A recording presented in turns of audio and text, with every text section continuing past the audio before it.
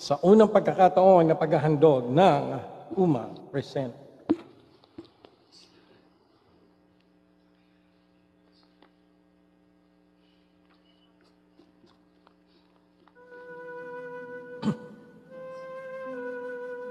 Kwento ng pag-ibig na binalot ng kapusukan sa gitna ng tunay na pagmamahalan.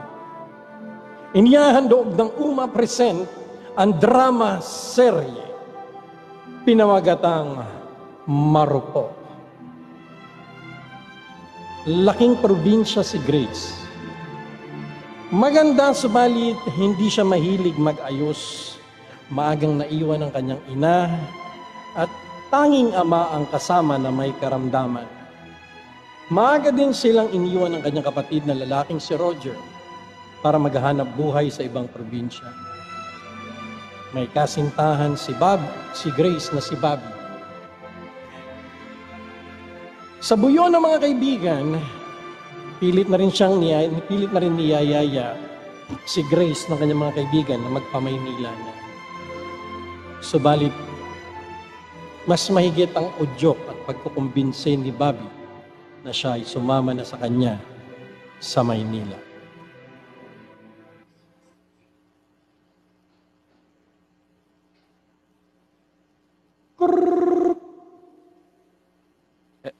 Hello, Grace?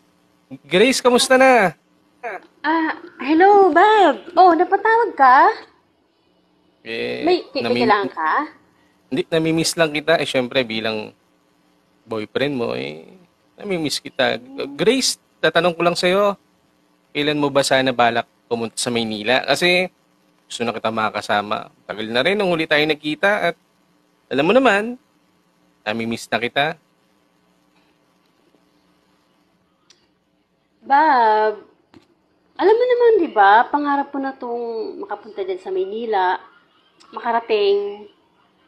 Pero alam mo naman, di ba, may karamdaman pa ang tatay. Sana maintindihan mo. Alam mo naman, di ba, ang sitwasyon ko. Lagi na lang ganyan. Grace, lagi na lang yan ang dahilan mo eh. Nakakadismaya eh. Kailan ba ako magiging priority sa buhay mo? Lagi ako may kahati. Problema na ito, Grace. Baka mamaya makahanap ako ng kapalit. Hindi ko mapigilan. Siya. Wag na natin magtalunan. Tawagan mo na lang ako kapag gusto mo na lumuwas sa Maynila at makakasama ko. Ay, nako. Mahal. Apaka-drama mo naman nata ngayon. Alam mo bang... Ay, nako. Darating din tayo dyan, ha? Huwag kang magmadali. Hindi lahat ng bagay binamadali. Lahat yan darating sa atin. Sana nga. Sige na. I love you. I love you, mahal.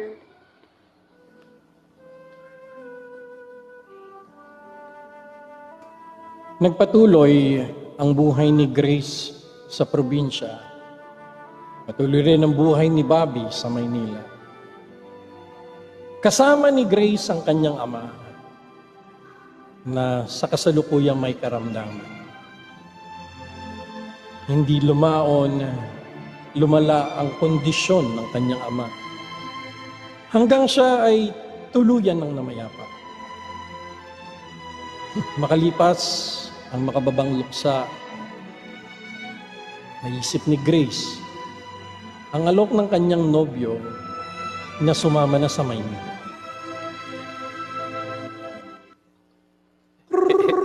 Hello, Grace. Kamusta? Hello, Bob. Mahal.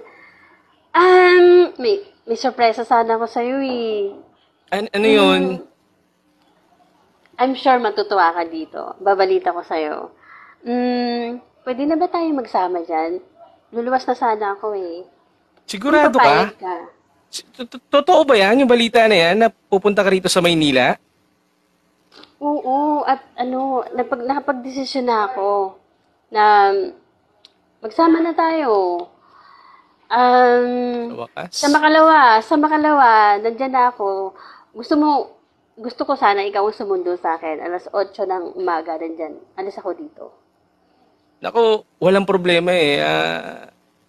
Ganito, magpapaalam ako sa boss ko na mag-absent ako noon. Tsaka, huwag ka mag-alala kasi yung tinutuluyan ko dito, matagal na ako nagpaalam sa kasera namin na makakasama kita. Excited na nga ako. Natutuwa sa mga bagay-bagay na sinabi mo ngayon. Hindi mo alam kung gaano ako kasi ngayon, Grace. Tsaka, paghahandaan ko yan. Susunduin talaga kita. Ngayon pa lang, magpapaalam na ako at hindi lang sundo ang gagawin ko sa'yo. Para, alam mo na, namimiss na kita. Sabik na ako sa'yo.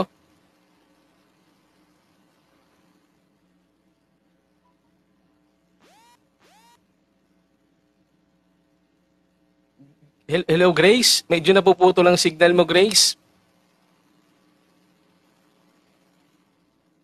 Oh. Grace, parang mahina ang volume mo. Hello, Grace? Parang mahina ang volume mo. Hello? Oh, hello, mahal. Kala ko nawala ka na. Ikaw talaga puro kakalokohan. Basta, sunduin mo ako mamaya ang alas 8 ng umaga.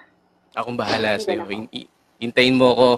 Ngayon pa lang, papaalam na ako, maghahanda ako. At tama nga pala yung pagpunta mo rito. Alam mo kung bakit? Kasi, Ayun. meron kaming job hiring na pwede kitang ipasok. Kakausapin ko yung manager namin. Para makatrabaho ka na pagpunta mo rito. Tulong-tulong tayo. Para sa pangarap na rin natin. Maraming salamat Grace, at pupunta ka rito. Maraming salamat. Excited na ako, mahal.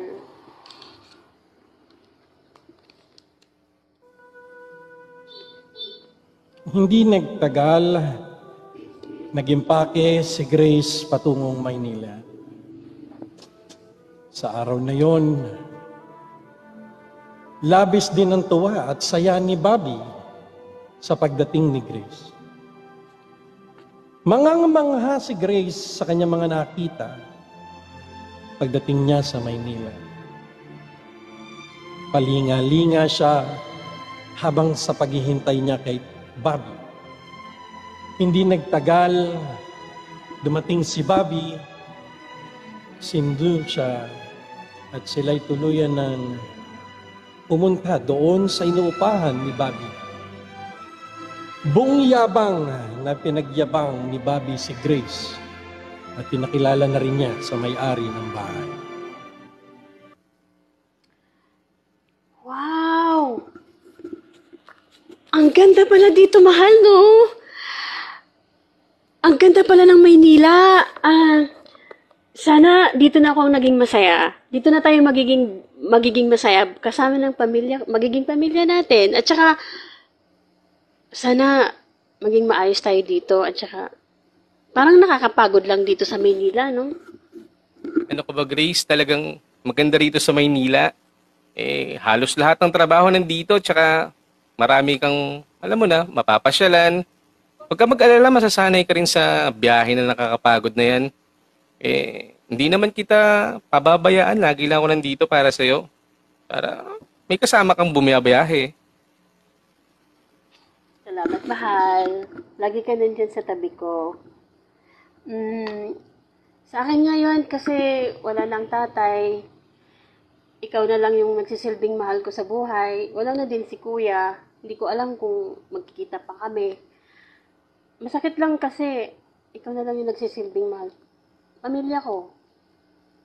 Alam mo, nagpapasalamat nga ako. Alam mo kung bakit. Kasi tinuring mo na akong pamilya. Tsaka, huwag kang mag-alala.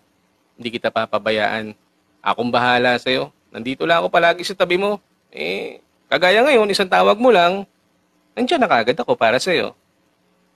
Sige, tara. Medyo nakakapagod din ang araw ang biyahe. Gusto mo maligo tayo ng sabay? Tapos, kain tayo. Tapos, Sige. ipapasyal kita. Yes.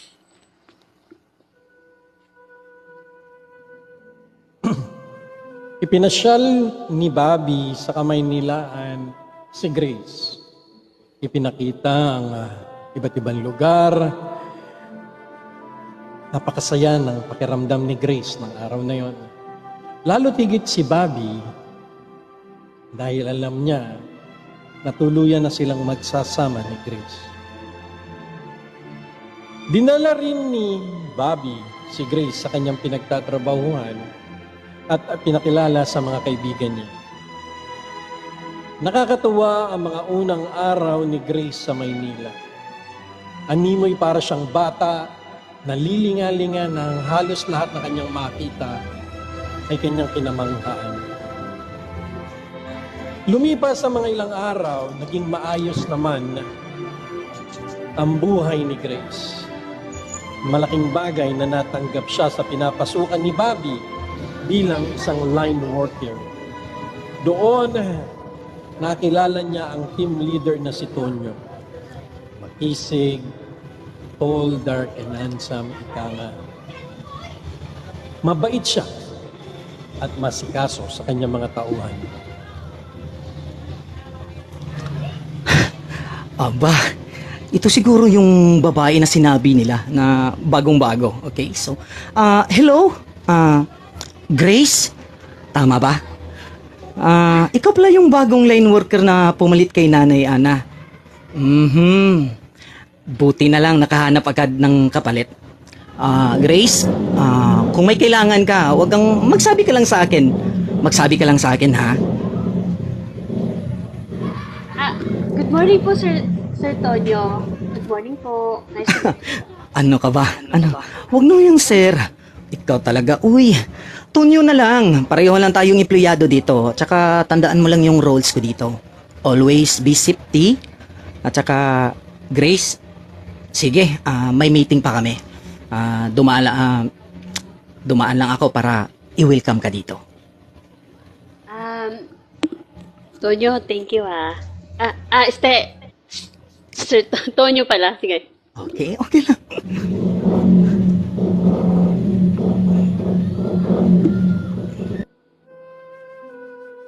Naging palagay ang loob ni Tonyo at ni Grace sa isa't isa. Minsan nga'y nabibiro si Tonyo na mayroon siyang crush kay Grace. At ganun din naman si Grace kay Tonyo. Marami nagsasabing bagay sila. Mga bagay na hindi binigyang kulay ni Grace sapagkat alam niyang kapwa sila may kasintahan. Nagpakitang galing sa trabaho si Grace. Kung kaya hindi naman nagdalawang isip si Tonyo na i-rekomenda siya para sa pagkakapromote. Paglipas ng mga ilang buwan, lalo na naging malapit sa isa't isa si Grace at Tonyo dahil na-promote si Grace bilang quality controller na direktang nagre-report kay Tonyo. Grace! May sorpresa ako sa iyo, Grace. Alam mo, Grace, congratulations! Mula ngayon, dyan na yung table mo, malapit sa akin. Kung may kailangan ka, kung meron kang hindi na maiintindihan, huwag kang mahiyang lumapit sa akin, ha, Grace? Wait lang. Tonyo, gusto ko lang sana itanong kung sakop ba ng trabaho ko yung mga yung mga pagdi-deliver ng mga materials? Oo naman. Ikaw talaga, Grace. Siyempre, Grace. Okay, so ikaw po yung magka-cover ng mga inventory ng materyales. Habang si Dina naman, siya yung mga kagamitan at mga supplies. Okay. Teka. Di ba lunch break na? Oo nga. Parang nakalimutan ko, Grace. Okay. Teka. Sige. Tonyo, puntahan ko muna si Bobby kasi hinihintay niya sabay kaming kakain eh. Diyan ka muna ha. Maiwan muna kita. Pasensya ka na. Ang gano'n. Ay, sus, grabe naman. Ang sweet naman. So, swerte naman ni Bobby. Si Linda, mas gusto pa yung kasama niya yung mga kaibigan niya kaysa sa akin. Hindi naman. Naku, Tonyo. Lambing mo. Sige na. Ganun ba? Kulang ka lang Sige, sa lambing. Grace. Yan, maiwan ka muna kita.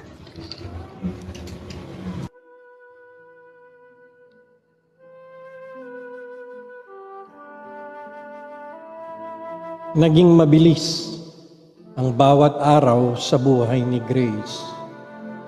Hindi niya namalayan na halos parang naging asawa na ang turingan nila ni Bob.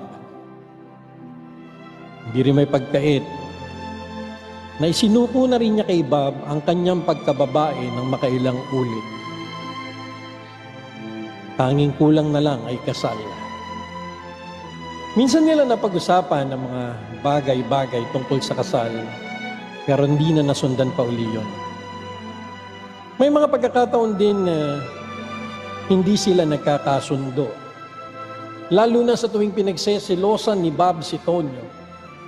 At ganun din naman si Grace, na naiinis sa pagiging malapit ni Lisa kay Bobby. Pilit pinasisinungalingan ni Grace na walang anumang espesyal sa kanila ni Tonyo. Kung kaya nga't sinabi niya, ibinigay ko na ang sarili ko sa iyo. Ano pa ba ang hinahanap mo? Isang umaga nagising si Grace na wala si Bobby sa bahay. Nabasa niya lang ang message na maaga siyang pupunta ng opisina. Karamdam siya ng pagkahilo at pagduduwal. Kinabahan si Grace. Naramdaman niya sa sarili na tila magiging isa na siyang ina. Dali-dali niyang kinuha ang pregnancy test kit. Tama ang kanyang hinala. Positive nga. Masaya siyang pumunta sa opisina para ibalita sana kay Bobby ang posibleng pagbubuntis niya. Good morning, Tonyo. Oh, yes, Grace, parang nagmamadali ka. Ano po? Ano? Napansin mo ba si Bobby? Kanina ko pa siya hinahanap eh. Grace, pasensya na. Hindi eh. Okay, Grace, siya nga pala, dumating na po yung mga materyales kagabi.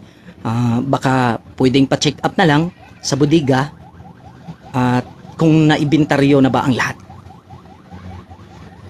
Sige. Mamaya ayusin ko. Puntahan ko muna si Bobby. Hanapin ko muna.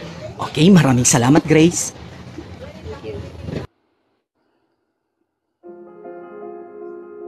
Sumilip si Grace sa production area ni Bob.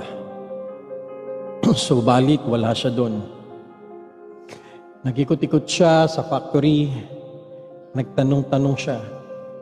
May nagsabi na nakita kanina si Bobby sa cafeteria. Dumaan siya doon, ngunit hindi niya nakita si Bobby. May kung anong kaba siyang nadama. Tumaliman na lamang siya sa utos ni Tonyo. Tumungo siya sa bodega para mag-inventaryo. Habang papalapit, sa bungan, sa pintuan ng bodega, may nadinig siya mga boses na animoy binabalot ng kiliti. Nang buksan niya ang pinto, kitang-kita ng kanyang mga mata. Dalawang naghahalikan. Nakababa ang pantalon ng lalaki habang lilis ang palda ng babae at parang sarap na sarap sa kanilang ginagawa. Tatalikod na sana si Grace para umalis, ngunit laking gulat niya. Si Bobby. Si Bobby ang kanyang nakita kasama ang katrabaho niyang si Lisa na noon pa may pinagdududaan niya na nilalandi si Bob. Nagtaas ng palda si Lisa at mabilis na tumakbo palabas ng bodega. Ano to? Ano to, Bobby? Grace, anong ginagawa mo rito? Ano yung nakita ko? Pinagkatiwalaan kita, Bobby. Bakit nagawa mo to sa akin? Ano ba ang kulang ko sa'yo? Grace! Ano ba? Magpapaliwanag ako. Binigay ko sa'yo lahat. Sabi mo, nilalandi ka ng babaeng yan. Pero bakit parang ikaw ang lumalandi sa kanya? Napakahayop niyo dalawa. Bakit niyo nagawa sa akin to? Grace, inakit lang ako. Wala akong kasalanan dito, Grace. Lalaki lang ako. Kasalanan ng babaeng yan. Wala akong kasalanan dito, Grace. Ikaw lang ang mahal ko, Grace. Parang awa mo na magpapaliwanag ako. Kasalanan ni Lisa to. Wala. Huwag ka nang magpaliwanag pa. Huwag ka na rin umasa na napapatawarin mo. Patawarin kita. Grace, mag-usap tayo. Bakit mo ko niloko ng ganito? Hayop kayo! Napakahayop ka! Grace, hindi ko gusto yung mga nangyari. Mabilis yung mga pangyayari, Grace. Inakit niya ako, lalaki lang ako. Hindi!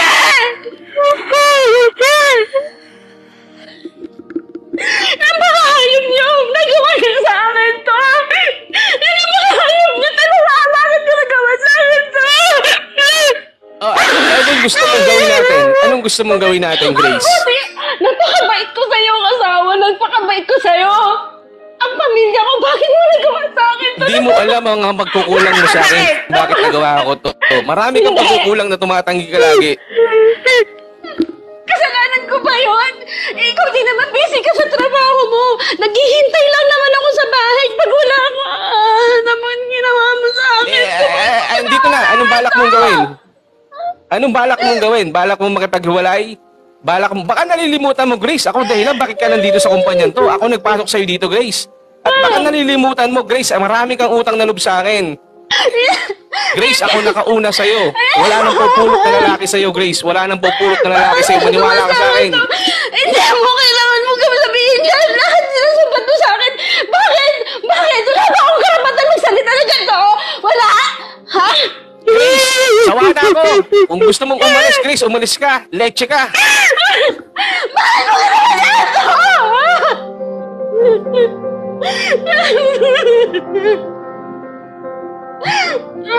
Galing umalis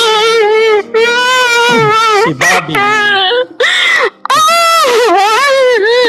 Lumabas din ng bodega si Grace. Pumunta siya sa kanilang opisina sa isang sulok at doon nagiiyak. Tamang pabalik si Tonyo sa kanyang opisina at may narinig siyang pag-gitbit. Tinungo niya yun. Nakita niyang si Grace nakatuyong at nag-uumiyak. Grabe kapagod talaga. Teka muna. Parang may narinig akong babaeng umiyak. Tingnan ko nga. Eh, sino kaya ito? Hoy, Grace! Ano nangyari? Ano nangyari sa'yo? May bumastos ba sa'yo? May nanakit ba sa'yo? Anong nangyari? Huwag kang lumapit sa akin! Mga walang hiya sila. Ang bababay nila. Bakit nila hanggang sa akin to?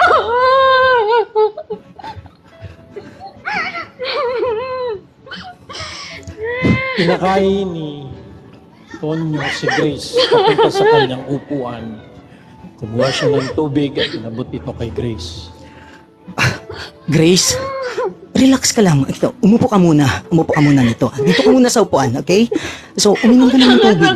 Tumahan ka. Okay? At saka sabihin mo sa akin kung ano talaga nangyari. Nahuli ko sila nagtatalik sa ibabaw ng mesa sa bodega pa. Di ba? Napakababoy nila. Bakit hindi nila nalagay sa dapat nakalagyan sa sogo or kahit saan? Huwag lang dito sa bodega, sa ibabaw pa ng mesa. Napakasakit doon. My God!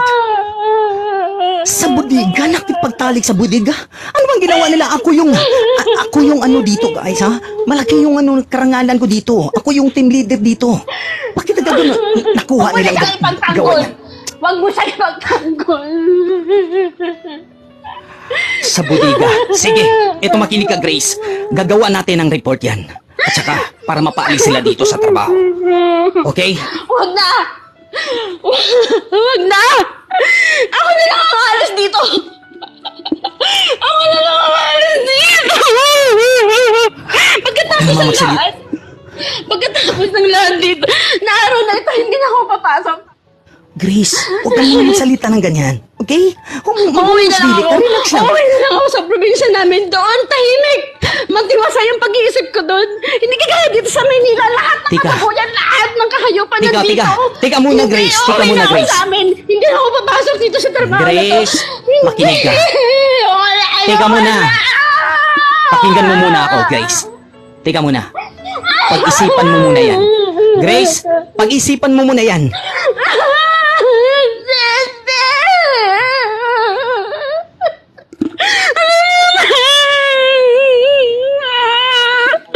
Grace. Ulitin ko, Grace. Pag-isipan mo muna yan.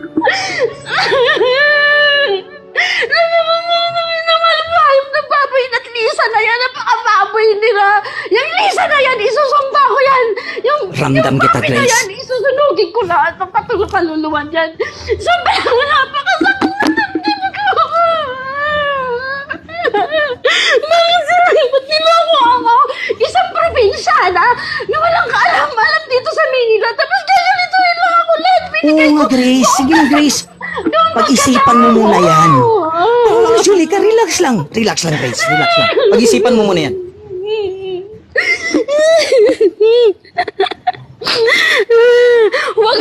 Wag na, Tonyo. Kung sasama ka, para si Linda, yung kinakasama mo, di ba kayo pa?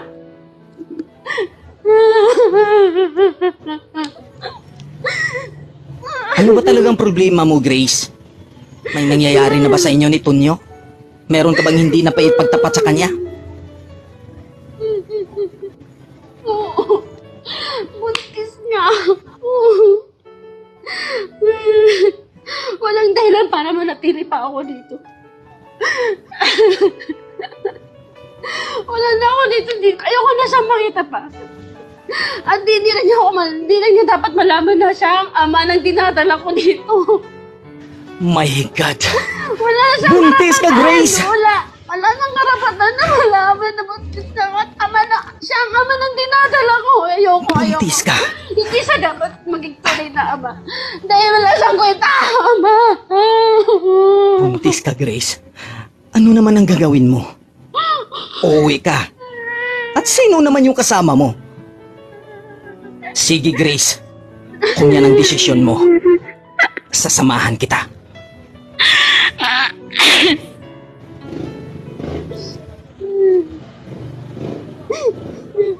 Huwag na, Tonyo. Huwag na, Tonyo. Yung trabaho mo, huwag ka na. Ano, Linda? Hanap sa'yo. Grace, makinig ka. Wala nang Linda nang maghanap. Tapos na din kami. Tapos na din ang lahat sa amin. Tungkol sa trabaho, walang problema yun. Okay? Kailangan kong lusutan yun. Madali lang yun para sa akin. Sabihin kong emergency.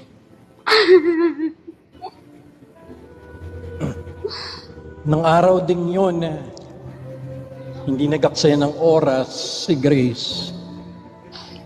Iniwan niyan lahat ng gamit na dala niya sa Maynila kay Bobby. Sinamahan naman siya ni Tonyo patungong airport at hindi rin to pumayag na hindi siya maihatid hanggang pabalik ng Cebu. Kahit wala siyang dalang gamit, bumiyahe sila papuntang Cebu. Tony, Yes, Grace. Grace. Nandito na tayo. Kahit wala tayong mga gamit, kagamitan dito sa bahay. Okay. Okay na yan. Unti-unti natin mabibiling mga kagamitan dito. At saka may mga gamit mo naman dito ang tatay na hindi pa nagagamit. Yun na lang muna gamitin natin, gamitin mo. Tsaka Okay, meron pa naman Grace. dito mga gamit na mga natitira sa bahay. Yun na lang Okay, muna naiintindihan kita, ipagpisa Grace. natin. Okay, so, di naman problema yun. Madali lang bumili. Ang importante, masiguro kung safe ka. At, Grace, may tanong lang ako sa'yo. Ano nga ba plano mo ngayon? Lalong-lalo na sa sitwasyon mo ngayon.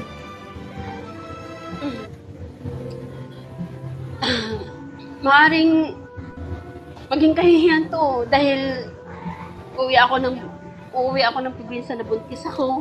Mm-mm. Na walang ama yung dinadala ko. Hindi ko siya hindi ko siya ipapakilala sa demonyo niyang ama. Napaka walang kwenta niya. Walang kinalaman ng bata dito. Gusto ko siya maging mabuhay. Bubuhayin ko siya mag-isa. Na kung okay lang sa'yo kasama. Alam mo, Grace, ramdam ko yung mga pinagdaanan mo ngayon. Pero ito mo, lagi mong tandaan, Grace. Gusto kong malaman mo, nandito lang ako. Ano ba yung... Ano ba yung ibig mo sabihin, Tonyo? Kay Grace. Alam mo, matagal ko na tong gustong sabihin pero para saan nahihiya kasi ako. Noon pa man, Grace, hinahangaan na kita. Masasabing mayroong lihim akong... Ewan ko paano ko sasabihin to. May lihim akong pagtingin sa'yo or pag-ibig sa'yo. At saka Grace, handa kong panagutan at panidigan ang batang yan. At magiging ama sa kanya.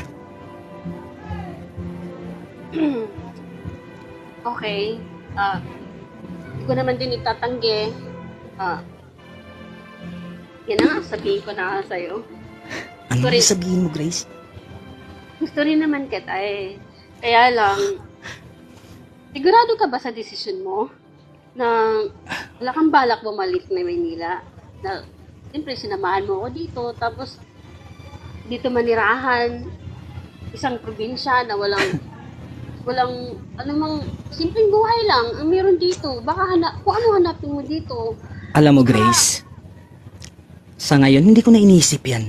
Okay?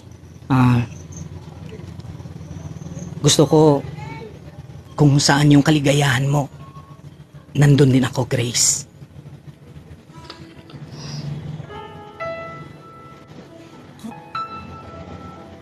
Ang nag-iisa pangangamba. Dapat bang isipin walang hanggan? Asahan mo na kahit kailan di kita iiwan.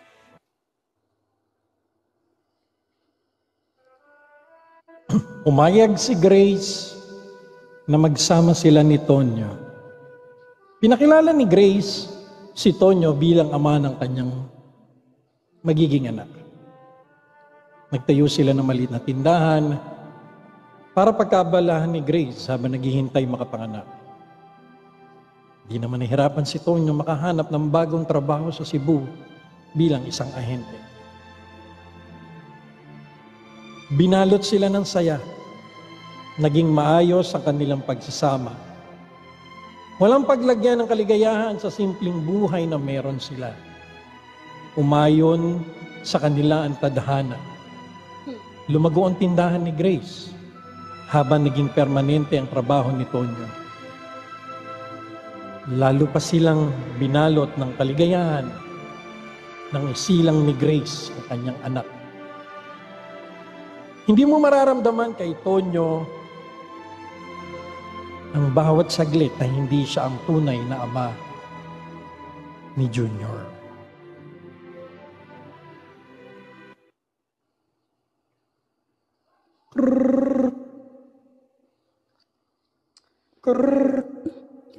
Hello?